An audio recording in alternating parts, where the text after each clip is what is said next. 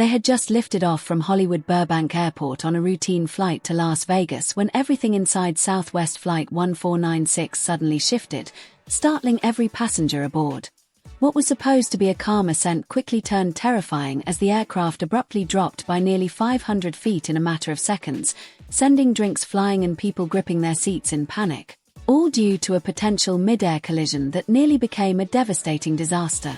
According to aviation trackers and pilot radio logs, the Boeing 737 had just climbed to about 14,100 feet when its onboard TCAS, traffic collision avoidance system, detected an imminent threat.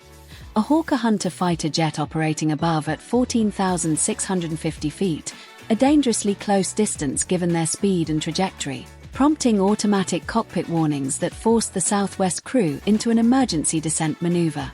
While the maneuver successfully avoided impact, the incident sent shockwaves through the cabin, with passengers reporting a stomach-lurching drop, 2 flight attendants sustaining injuries during the turbulence, and visible fear across the plane.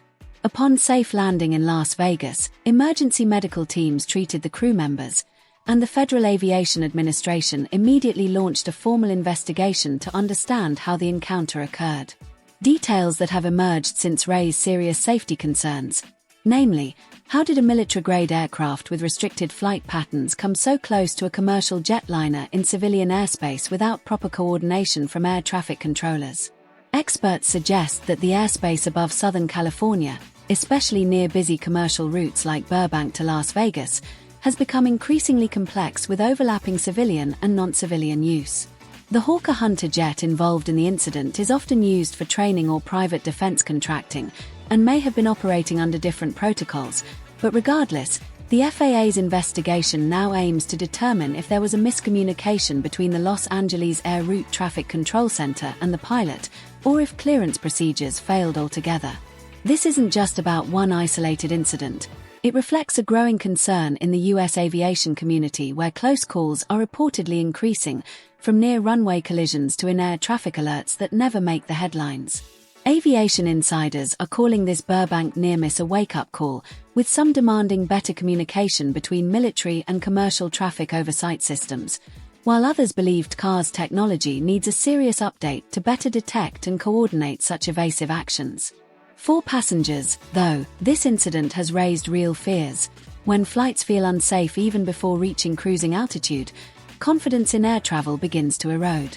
One passenger recounted how their ears popped during the descent and oxygen masks nearly dropped, while another said they thought it was an engine failure based on the sudden jolt. Video footage shared on social media shows the cabin in chaos, with crew trying to reassure people while also maintaining balance during the turbulence. It's important to understand just how close this was. At speeds of over 500 miles per hour, a separation of just 500 feet is considered dangerously minimal, and the ability of the pilots to react so swiftly has been commended by both Southwest Airlines and external flight experts. The FAA's initial findings confirm that the Southwest crew acted properly based on system alerts and avoided catastrophe by following standard emergency protocols. But critics argue that avoiding disaster shouldn't be left entirely to last-minute computer warnings. In fact, the National Transportation Safety Board (NTSB) is being urged to assist with the investigation, especially in terms of recommending changes to airspace management and fighter jet flight clearances near densely packed commercial flight corridors.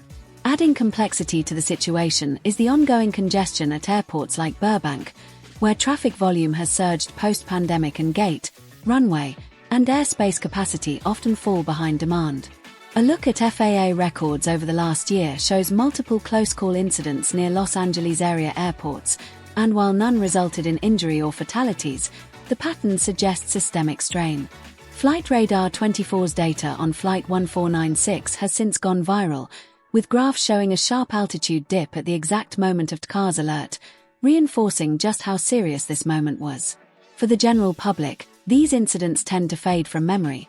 But for those who fly frequently or have family working in aviation, it's a stark reminder of what can go wrong and how quickly the margin for error can shrink. Meanwhile, Southwest Airlines is conducting its own internal review and has pledged to enhance pilot support and coordination with the FAA moving forward. Their public statement highlighted the professionalism of the pilots and reiterated their commitment to passenger and crew safety, but avoided commenting directly on the air traffic control systems or the fighter jet involved.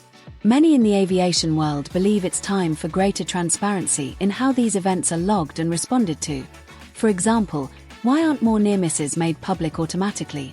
Why are private or military aircraft allowed to intersect with commercial lanes without full coordination? Passengers deserve to know what's being done to improve safety, especially when their lives hang in the balance. Some suggest installing more comprehensive real-time tracking systems that alert not just pilots but also airport towers and FAA command centers about all aircraft within a 5-mile radius, regardless of their flight classification. Others propose mandatory clearance confirmations between military and civilian control towers before any aircraft reaches a certain altitude. Regardless of the approach, there's now significant public attention on this story, and not just from aviation enthusiasts. Mainstream media outlets across the United States have picked up on the potential disaster that was averted only by human skill and advanced technology. As the FAA continues to analyze communication transcripts, radar logs, and CARS recordings, many are wondering what the final report will conclude and whether systemic changes will be proposed or quietly shelved. For now, what matters most is that everyone aboard Flight 1496 made it safely to their destination, though the psychological impact of such a scare can't be underestimated. It's also worth asking, had there been a collision, would we even have known the full truth? Aviation transparency and safety reform advocates hope this incident becomes a catalyst for lasting change, not just another headline. Stay tuned to learn more about the investigation's findings, real stories from passengers who lived through the drop, and expert insights into how future flights can remain secure amid increasingly crowded skies. As always, if this report helped you understand the gravity of the situation and the silent dangers hiding in clear skies, be sure to like this video, leave a comment with your thoughts or experiences, share it with friends and family who fly, and subscribe for more urgent aviation updates and safety deep dives that keep you informed before you board your next flight.